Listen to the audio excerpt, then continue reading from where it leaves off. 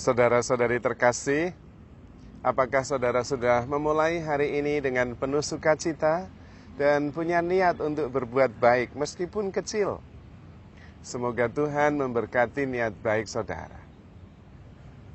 Kita tentu sangat biasa mendengar, familiar mendengar ungkapan hati yang gembira adalah obat. Karena itu sangat terkenal, diambil dari Amsal bab 17 ayat 22. Dan memang ungkapan ini sudah ada ribuan tahun yang lalu. Dan sepanjang sejarah membuktikan, mengkonfirmasi, sebetulnya kesehatan yang utama diciptakan oleh hati yang gembira, yang penuh syukur. Tetapi semangat yang patah mengeringkan tulang, itu lanjutan dari Amsal yang tadi saya sampaikan. Memang kegembiraan itu mempengaruhi banyak hal. Dan karena itu sudah teruji dan kemudian diusahakan. Di India ada satu kelompok ibu-ibu komunitas tertawa yang kumpul seminggu sekali. Selama 10 menit mereka ketawa terbahak-bahak. Ada sebab atau tidak ada sebab. Di dalam latihan rohani, konsolasi atau bahagia tanpa sebab itu disebabkan oleh Tuhan. Tapi kalau bahagia karena sebab tertentu, ya itu wajar. Intinya kita bisa bahagia meskipun tidak ada sebabnya. Bahkan ajaran Tuhan Yesus dalam sabda bahagia, kita diperintahkan untuk berbahagia. Dan sebetulnya alasan bahagianya itu tidak masuk akal. Karena sebetulnya itu beyond reason.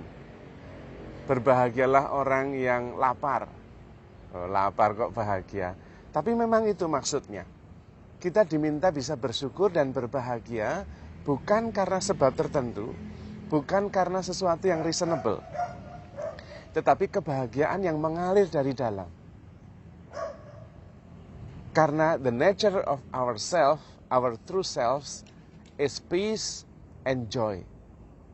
Itu sebetulnya kodrat kita itu adalah sukacita, kegembiraan. Maka bahagia itu seperti pulang ke rumah.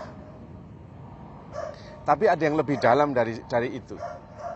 Ternyata ketika kita tertawa, kita berhenti berpikir. Orang yang muyak tidak bisa ketawa. Tapi orang yang ketawa tidak berpikir. Karena dia sadar sepenuhnya. Maka pada tahun 1975 ada sebuah retret. Dan satu bagian retret itu tidak ada pengajarannya. Hanya tertawa saja. Dan ada satu peserta retret, ini terjadi di India juga. Peserta retret dari Jepang, ketika dia kembali, dia sungguh-sungguh berbahagia. Dan ketika ditanya, apa yang kamu dapat dari retret di India? Dan dia tidak ngomong apa-apa dan tertawa. Dan ternyata menular. Ketika disampaikan bahwa ajaran sang guru hanya ketawa saja. Rupanya memang ketawa itu mengurangi pikiran. Membuat pikiran kita itu bisa berhenti. Tetapi ini sebuah konfirmasi. Sebetulnya pikiran kita itu ilusi. Tidak ada yang real. Tidak ada objeknya. Coba Anda berpikir tentang kereta api. Kereta apinya nggak ada. Itu hanya pikiran saja, proyeksi dari pikiran. Berpikir tentang rumah, ya di dalam pikiran itu nggak ada rumahnya tetap di tempatnya. Itu hanya proyeksi. Pikiran kita tidak ada objek yang real. Artinya kita bisa menggantinya apa saja, kapan saja, dengan apa saja. Karena memang tidak real. Nah, kalau tidak real, berarti kita bisa memperlakukannya sesuai yang kita mau, tergantung kita. Maka Rasul Paulus dalam Filipi bab 4 ayat 8 mengatakan apa yang baik, apa yang benar, apa yang mulia, apa yang pantas didengar, pikirkanlah. Karena pikiran kita itu tidak real. Mikir apa saja bisa. Anda mikir terbang aja bisa, meskipun nggak bisa realitasnya. Tapi mikir bisa. Mikir berenang di Antartika, bisa saja bahwa pikiran itu nggak real. Terserah pikiran kita, terserah kita. Dan berubah-ubah. Karena itu sebetulnya kita berkuasa atas pikiran kita sendiri. Jangan pikiran kita yang menguasai kita. Lah itu yang muyak. Maka latihan tertawa itu benar-benar menyembuhkan. Karena hati yang gembira adalah obat. Maka bersyukur Tuhan juga mengajarkan sabda bahagia. Berbahagialah orang yang miskin. Berbahagialah orang yang sekarang menangis. Berbahagialah orang yang lemah lembut.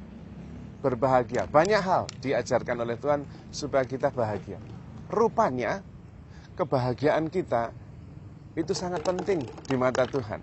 Tuhan hanya ingin kita bahagia. Tetapi untuk bahagia itu kita tinggal kembali ke dalam batin kita sendiri. Tinggal di dalam inti jati diri kita yang adalah kedamaian, rasa syukur. Yang membuat kita muyak dan menderita itu bukan jati diri kita, tapi pikiran kita. Dan itu tidak real. Tidak ada objek dalam pikiran kita. Kita bisa menggantinya semau kita bisa. Karena memang tidak real. Pikiran kita itu ilusif. Jangan sampai yang tidak real menguasai kita. Kita lebih besar dari itu. Yaitu kesadaran kita. Sadar bahwa kita begitu dicintai oleh Tuhan. Sadar bahwa kita ini utuh, penuh. Tidak kurang apapun juga. Pikiran kita saja yang tidak real itu, yang ilusif itu, yang seringkali menciptakan harimau yang mengejar-ngejar kita, padahal harimaunya yang nggak ada. Menciptakan penderitaan, padahal penderitaannya nggak ada, pikiran kita sendiri.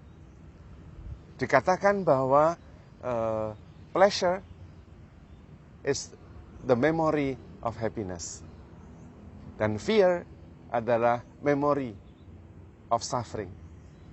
Jadi sebetulnya itu tidak real semua karena memori, ingatan. Pikiran kita itu kumpulan dari ingatan-ingatan. Kalau ingatan yang menyenangkan memunculkan keinginan. Kalau ingatan yang menyakitkan memunculkan rasa takut dan khawatir. Tapi sama-sama itu nggak real, wong ingatan. Kenangan berarti sudah berlalu. Karena itu kita diminta bisa hadir sepenuhnya saat ini, hidup sepenuhnya, nggak usah banyak pikir, banyak tertawa. Maka ada nasihat bijak dari masyarakat di Tibet. Kata-katanya kurang lebih seperti ini. Ketika Anda bertambah tua, makanlah separuh dari yang biasanya. Jalan kakilah 2 kali lipat dari biasanya. Dan tertawa 3 kali lipat. Karena memang ketika kita lahir, seorang bayi itu sehari bisa ketawa 100 kali. Karena memang the nature of ourselves, jati diri kita yang sebenarnya adalah sukacita, kegembiraan, kasih. Itu jati diri kita. Karena itu bayi yang belum mempunyai konsep, banyak ketawa. Tanpa sebab atau ada sebabnya, dia ketawa, senyum. Anak kecil juga banyak ketawa. Lihat awan, itu bisa ketawa dia. Tapi makin tua, ketawanya makin sedikit. Makin tua, makin berumur, makin hilang itu ketawa itu. Karena itu nasihat bijak dari Tibet itu benar sekali. Makin tua, makan dikurangi, jalan kaki diperbanyak, tertawa 3 kali lipat. Wah, sejahtera itu. Karena itu saudara-saudari terkasih, kita perlu berbahagia bukan karena sesuatu yang di luar kita, tetapi sadar siapa diri kita yang sebenarnya, yaitu kasih, sukacita, dan roh yang penuh pengharapan dan selalu bersama dengan Tuhan. Dan sadar bahwa kita begitu dikasihi oleh Tuhan. Tidak ada alasan untuk tidak bahagia, tidak ada alasan tidak bersyukur. Kalau kita menderita, itu ilusi yang diciptakan oleh pikiran kita sendiri. Maka pikiran kita yang negatif-negatif itu diganti dengan yang positif. Dan mulai hari dengan senyuman, dengan syukur, dengan sukacita. Karena kita begitu dicintai Tuhan dan hidup kita itu menakjubkan. Maka handle yourself with care because you are loved. Tuhan memberkati.